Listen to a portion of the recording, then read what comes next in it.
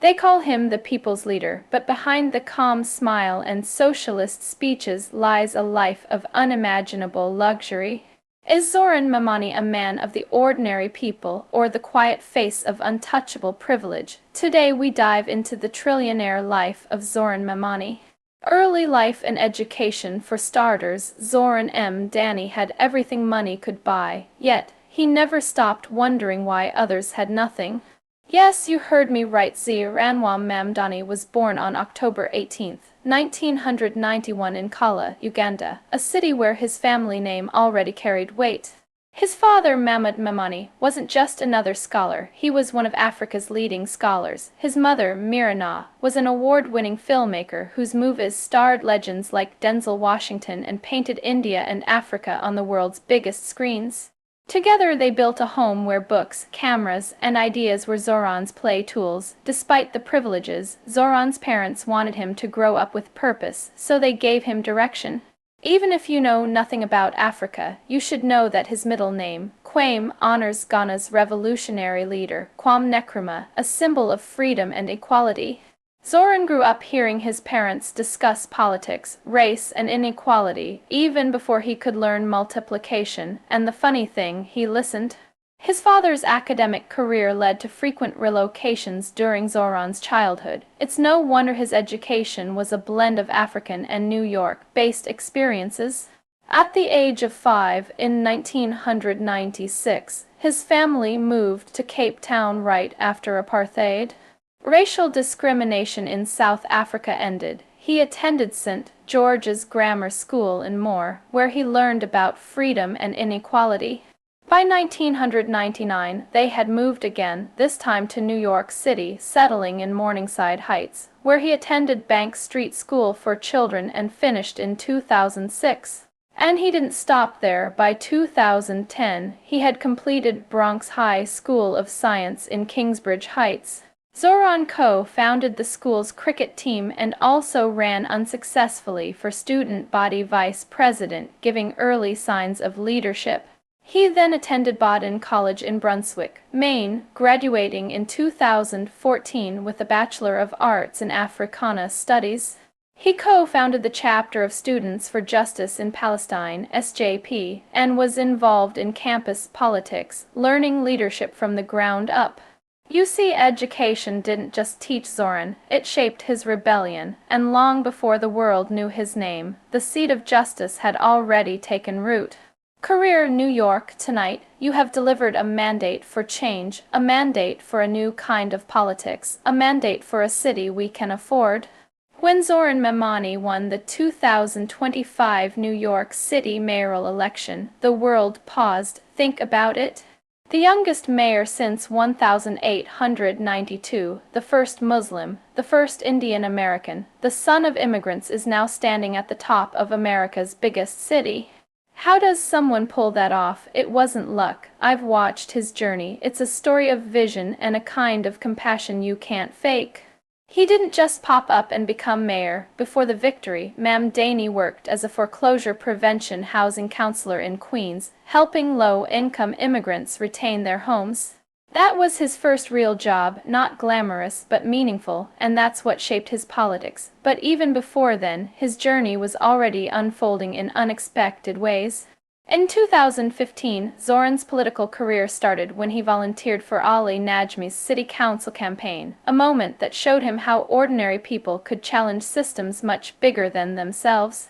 A year later, in 2016, his creative fire took the stage. He composed the soundtrack for his mother's film Queen of Katwe, earning a nomination for a Guild of Music Supervisors Award. A rare achievement that proved he wasn't just thinking politics, he was living purpose through art. By 2017, he joined the New York City Democratic Socialists of America, DSA, aligning himself with a movement built on justice, equality, and collective power. And then came 2019, when he let another side of himself speak, through rap under the name Mr. Cardamom. He released songs like Nanny featuring his own grandmother. Interestingly, every lyric carried the same message his politics would later preach. Pride, culture, and resistance, it was all connected, the art, the activism, the purpose. When I first heard about him running for the New York State Assembly, challenging Arabella Simotas, a longtime sitting member, I honestly laughed. But then he won. People said he had no experience, no big donors, and no chance, and here is the shocking part. People said the same thing in 2025 when he began his mayoral race against political giants like Andrew Cuomo and Curtis Lua with just 1% support. But you already know he won. It is fascinating that while some people wait their whole life for a purpose, Mamdani walked straight into his. But believe me, he couldn't have done any of it without his family, and that's where the real story is. Supportive wife, and I must thank my incredible wife. Behind every public victory, there's always a quiet story of love, loyalty, and faith. And in Zohran Mamdani's life, that story begins with his wife, Rama Dwaji, the woman who turned his journey into something deeper than politics. Here is the thing, while Zohran Mamdani was out there giving speeches, winning debates, and shaking hands, Rama was behind the curtain building his image and making it fit for the public eye. And no, she wasn't giving speeches or smiling for the cameras. She didn't even post about it except for one post she made after the victory saying, "Couldn't possibly be prouder." However, she was sketching, planning, and designing his campaign materials. Who did you think crafted the bold yellow, orange, and blue aesthetics that became a symbol of Zohran's grassroots movement? Now you know I've walked around the city, and if you have spent any time walking around yourself, you will agree that her use of colors and eye-friendly designs brought the city to life. Imagine that you are just staring at a campaign poster, yet you have this viral feeling that you are part of something bigger.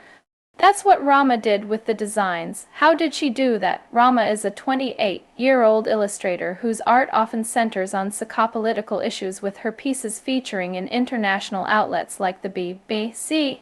Rama Dwaji grew up in a privileged environment in Dubai. Her parents are initially from Syria, but she was born in Texas and attended Virginia Commonwealth University in Richmond, Virginia in 2019 before studying in Qatar, where she taught workshops. She returned to Dubai during the COVID-19 pandemic and moved to New York City in 2021 to pursue her art career. This background of travels gave her the perfect exposure for art and activism. You are probably wondering how the couple met. Well, here is what most people don't know. Their love story didn't start in a political office or an art gallery. Far from that. I met my wife on Hinge, so there is still hope in those dating apps. That's right, the city's next mayor met his wife on a dating app. She had just moved to New York in 2021 looking for inspiration as an artist, while Zohran was already making noise as a state assemblyman. After dating for a while, the couple got married in early 2025 as expected. It was a private, luxury wedding in Dubai. But the shocking part, it was a civil wedding. Believe me, if I didn't know, I would have bet it was a religious ceremony. Although people criticize them for keeping their marriage a secret, their union is very romantic, cute, and supportive. The truth is, every movement needs a face, but every face needs a force behind it. For Zohran Mamdani, that force is his wife. Turns out marriage isn't the only thing Mamdani kept a secret, and you are just about to find out. Luxury lifestyle wealth has a smell. It doesn't scream, it whispers. It moves quietly like Zohran Mamdani himself. You can try to hide it, but trust me, wealth has a way of revealing itself. Now, Zohran's personal net worth is estimated to be around $300,000. I bet you'd think that's modest, but the real story isn't in the number, it's in the network, and you are just about to find out. For starters, Zohran is not the type to flash gold watches or throw parties on yachts. His kind of luxury is silent, the kind that shows itself in smell, fabric, and confidence. Did you hear the whispers during his campaign that he had hired a celebrity stylist, the kind who typically dresses pop stars and CEO, charging up to $10,000 per session? Critics called it hypocrisy. I call it strategy because in New York, appearance is half the argument. I have toured many wardrobes, but never have I seen one that tells stories like Zohran's. I'm talking about silver rings that symbolize his faith and identity. The hand-crafted suits blend African texture with Indian precision. And when his wife Rama walked beside him on election night, wrapped in a designer outfit that lit up social media, it wasn't just fashion, it was a statement. Unless you are blind, you should be able to see that the couple is dressing for history, but clothes are only part of the narrative.